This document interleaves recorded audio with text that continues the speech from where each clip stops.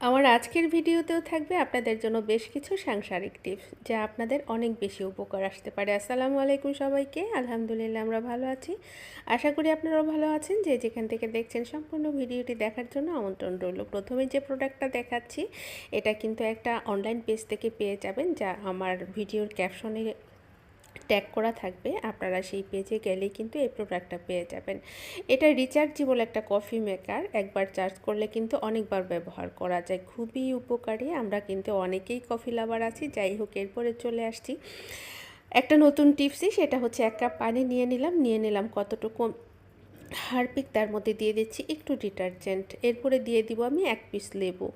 আর এই মিশ্রণটা দিয়ে আপনি আপনার বেসিন, টাইলস যে কোনো জায়গায় কিন্তু খুব অনায়াসে ব্যবহার করতে পারেন। তবে অবশ্যই স্টিল জাতীয় কোনো কিছুর মধ্যে কখনো ব্যবহার করবেন না। আপনারা সব যারা জানেন যে হারপিক কিন্তু স্টিলে ব্যবহার করা যায় না, আপনি বেসিন, টাইলস জাতীয় যত ধরনের জিনিস আছে সেখানে ব্যবহার করতে পারবেন। এরপরে দেখাচ্ছি কিছুটা লবণ, গোলমরিচ আর হচ্ছে নারিকেল তেলের একটা মিশ্রণ তৈরি করছি, যা দাঁতের গোড়ায় লাগালে কিন্তু দাঁত ব্যথা ভালো হয়ে যাবে।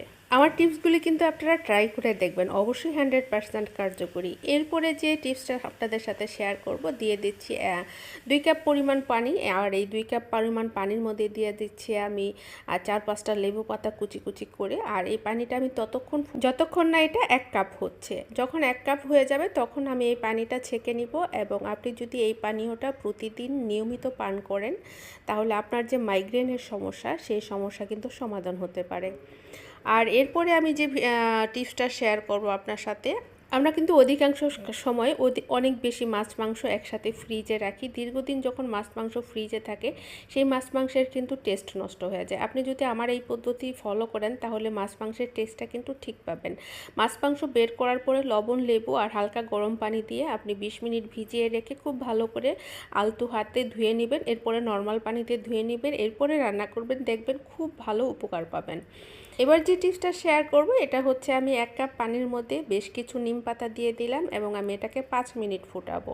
5 মিনিট ফুটানোর পরে আমি এই পানীয়টাকে ছেঁকে নেব। এটা যদি আপনি নিয়মিত পান করেন, তাহলে যাদের ডায়াবেটিক্সের প্রবলেম আছে তাদের ডায়াবেটিক্স কমে যাবে, এবং যাদের কৃমির সমস্যা আছে তাদের জন্যও কিন্তু এটা অনেক বেশি উপকারী। এরপর দেখাচ্ছি আমাদের নোংরা বটি আমরা কিভাবে পরিষ্কার করব। আমরা কাজ করতে করতে কিন্তু প্রতিদিন বটিটা ঘষা মাজা করানো হয় না, হয়তো বা একটু নর্মাল সাবান দিয়ে ধুয়ে আমরা রেখে দিই।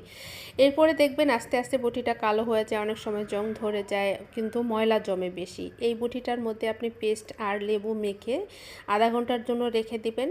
এরপরে আপনি একটা তারের মাজনি দিয়ে খুব ভালো করে একটু মেজে নেবেন। আমার মাজাটা একটু কম হয়েছে, নয়তো বটিটা কিন্তু আরও বেশি পরিষ্কার হতো।